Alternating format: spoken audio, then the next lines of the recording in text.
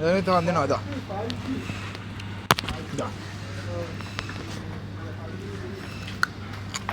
Orange తినడం లేపా అరటికాయలు పెద్ద అరటికాయలు కమలాకాయలు ఇంకా కాయగూరలు అబ్బాబాబాబా దానిలో చూసిండ్రు కదా ఎన్ని రకాల కూరగాయలు ఉన్నాయో.